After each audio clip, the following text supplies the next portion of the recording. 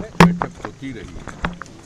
तो अभी तो जो पिछली बैठक हुई थी वो 19 में हुई थी, लेकिन बीच में कोरोना है, इसके चलते कि 2 साल के बाद बैठक हुई। उसके बारे में पूरी बातचीत की चर्चा होती है कि कहाँ क्या स्थिति है और वहाँ पर क्या हो रहा है और राज्यों का क्या है, फिर केंद्र सरकार का जो अपना रहता है अब तक क्या काम हुआ, उन सब चीज़ों के बारे में जानकारी होती है और सब लोग अपना विस्तृत रूप से अपनी पूरी बात रख देते हैं और क्या चाहिए इन सब चीज़ों पर चर्चा होती है। कोई खास नहीं हो। बिहार में नक्सल एक्टिविटीज खत्म हो और उसका मुकाबला करने के लिए जो कुछ भी करना है, क्योंकि 10 राज्य प्रभावित है तो हर लोग अपने अपने राज्य के बारे में कहते हैं, हम लोगों का भी जो भी अपने राज्य की स्थिति है उसके बारे में चर्चा होती है, यही सब बात। आप लोग जातीय जनगणना पर जो केंद्र सरकार न्याय के साथ विकास की बात आप करते हैं और उसके तहत भी आप लोग जो नक्सल समस्या को खत्म करने की कोशिश करते हैं, इस तरह से आपने क्या बात रखी अपनी? नहीं, वो तो अपनी बात हम लोग रखते ही रहे, प्रारंभ से ही रखते रहे हैं, वो तो करते ही रहे। और आप जान लीजिए कि इसके चलते बिहार में नक्सल प्रभाव घटा है, काफ़ी घटा है, लेकिन फिर भी हम लोग इस बात के लिए सबको सचेत रखते हैं कि उनकी एक्टिविटी घटी है और जो जितना भी काम हो रहा है अब उनके साथ लोग नहीं, तो लोगों के विकास के लिए, लोगों को आगे बढ़ाने के लिए काम किया जाएगा, तभी तो है, कोई उसके पीछे नहीं जाएंगे।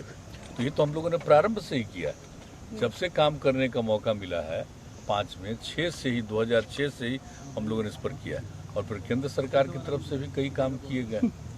तो उसके चलते हम लोगों के यहाँ स्थिति पहले की तुलना में बेहतर हुई है, लेकिन इसको लेकर के निश्चिंत होने वाली बात नहीं।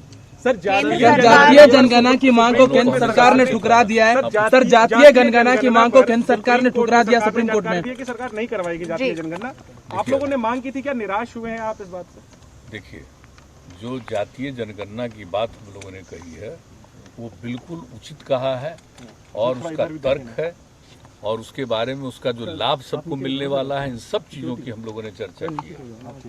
और आज़ादी के पहले जातिगत जनगणना थी, आज़ादी के बाद नहीं थी।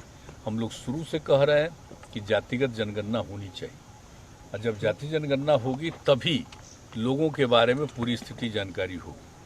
तो इसके बारे में और हर जात के बारे में गणना हो जानी चाहिए। तो अगर हो जाती है तो उसके बाद फिर कौन पीछे है उसको आगे करने के लिए आप और बेहतर निर्णय ले सकते हैं। तो इसके चलते इसकी ज़रूरत है और ये हम लोगों ने शुरू से ही कहा है। अब पिछली बार जो 2011 की बात थी तो उन लोगों ने तो अलग किया ना, सोशियो इकोनॉमिक कास्ट सेंसस किया, वो जातिगत जनगणना नहीं थी। वो जातिगत जनगणना के बाद उसके अलावे इन लोगों ने एक सोशियो इकोनॉमिक कास्ट सेंसस की बात सुनी, तो उसमें ठीक से नहीं हुआ। अब वो ठीक नहीं निकला, प्रकाशित भी नहीं हुआ और पता चला कि इसके बारे में सब कुछ नहीं। या अभी कहा जा रहा है कि इतना लाख हो गया। अरे भाई, तब किसी से पूछेगा और किस ढंग से पूछेगा, ये सब चीज तो पहले न तय कर, लेकिन सरकार क्यों नहीं कह रहे हैं जातिगत जनगणना अगर होगी तो वो ठीक से होगा और उसके लिए सब चीजें तय रहती है। अब जैसे हम लोग का भी सुझाव है, अब करिएगा, कहीं भी करिएगा तो हर घर में ना सर्वे करते हैं भाई, हर घर से ना पूछते हैं कि कितनी आबादी है, क्या है। जब आप उनसे पूछिएगा जाति के बारे में तो जाति और उपजाति, ऐसी कोई जाति है जिसको अनेक उपजातियां नहीं है, तो कोई अपनी उपजाति ही बोल देता है।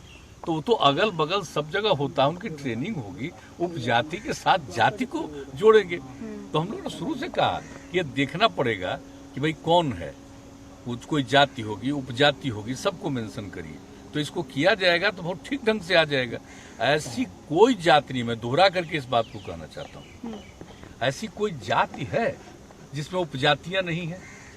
और कोई भी आदमी आप पूछिएगा तो सब लोग जाति और उपजाति दोनों की बात नहीं करेगा, वो कोई उपजाति की बात करेगा।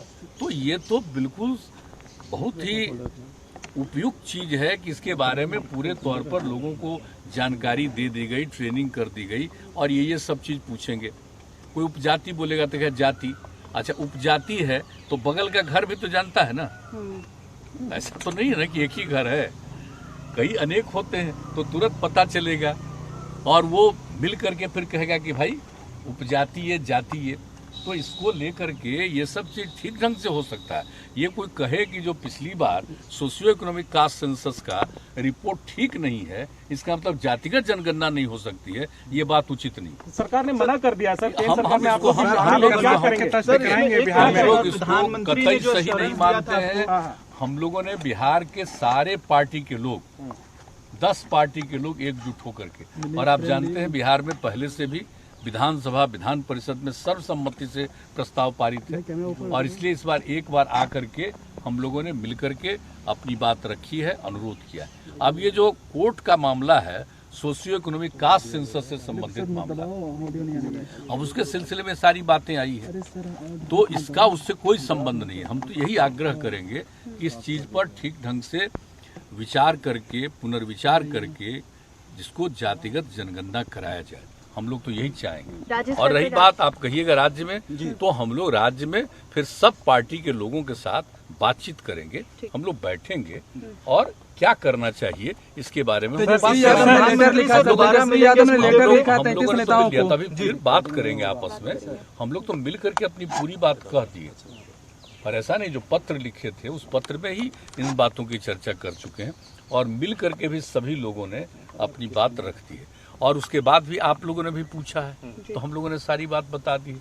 इसलिए हम लोगों का जो विचार है वो ऐसा नहीं है कि सार्वजनिक रूप से नोन नहीं, हर किसी को मालूम है कि हम लोगों की इच्छा क्या है और आधार क्या बताते हैं। तो ये हो जाएगा तो ये देश के हित में है, देश के विकास में इससे ज्यादा सहूलियत होगी। अगर नहीं होता सर, क्या जेडीयू सरकार में कंटिन्यू करेगी? देखिए ये सब बात तो अभी कहने का कोई तुक नहीं है, अभी तो इसके बारे में अभी आया है। हम लोग पुनः इस बात को लेकर के फिर आपस में बैठ करके बातचीत करेंगे, सभी दल के लोगों से चर्चा करेंगे क्या करना चाहिए आगे, फिर इसके बारे में फिर बातचीत। क्या सर मुख्यमंत्रियों के लेवल पे भी कोई अंडरस्टैंडिंग बनाने की तैयारी है? क्योंकि अभी हेमंत सोरेन भी जा रहे हैं मिलने के लिए इसी मुद्दे को लेके गृह मंत्री से। तो ये तो बता रहे हैं कि आप ठीक से गौर करिएगा तो आप देखिएगा कि सभी राज्यों में ये बात हो रही है। अब ऐसा नहीं है कि सिर्फ बिहार में सभी पार्टी के लोग कह रहे हैं, आप देखिएगा तो सभी राज्यों में आपको पता चलेगा कि लोग चाहते हैं कि जरूर जातिगत जनगणना होना चाहिए, कास्ट सेंसस एक बार जरूर होना चाहिए, जिससे देश को भला होगा। मुख्यमंत्री जी आप क्या पूरे देश भर का दौरा करेंगे और सब दलों को एकजुट करेंगे इस मुद्दे पे? तो एक अलग विषय, वो तो अलग विषय है। अभी तो हम लोगों ने बिहार की तरफ से जो बातचीत किया, हम लोग फिर एक बार बातचीत करेंगे। हम लोगों की राय स्पष्ट तौर पर है कि नहीं, जातिगत जनगणना होनी चाहिए। मुख्यमंत्री जी मेरा एक छोटा सा अंतिम सवाल है, क्या एनडीए के सामने एक और युवा नेता हो जाएगा सर? कन्हैया कुमार कांग्रेस ज्वाइन करेंगे? पता नहीं सर, आप आगे राजनीति में तो सबकी अपनी इच्छा होती है। वो बताइए सीपीआई का लड़का अब वो मान लीजिए कहाँ जा रहा था, इसके बारे में हम लोग क्या जाने। ऐसा थोड़ी है कि हम लोग का परिचय नहीं, आज का नहीं ना, जब एक यूथ है हम लोग का है, लेकिन कोई आदमी अपनी पार्टी को छोड़ करके किसी और पार्टी में जा रहा है तो ये तो समाचार पत्र में है ना, अभी तो कुछ पता है नहीं, और ये सबको अपना निर्णय है। नमस्कार, मैं हूं मानक गुप्ता। अगर आपको हमारा ये वीडियो पसंद आया हो तो इसे लाइक और शेयर जरूर करें, और हाँ, हमें सब्सक्राइब और फॉलो करना ना भूलें ताकि आप देश और दुनिया की कोई खबर मिस ना करें। तो जुड़े रहिए हमारे साथ और देखते रहिए News 24।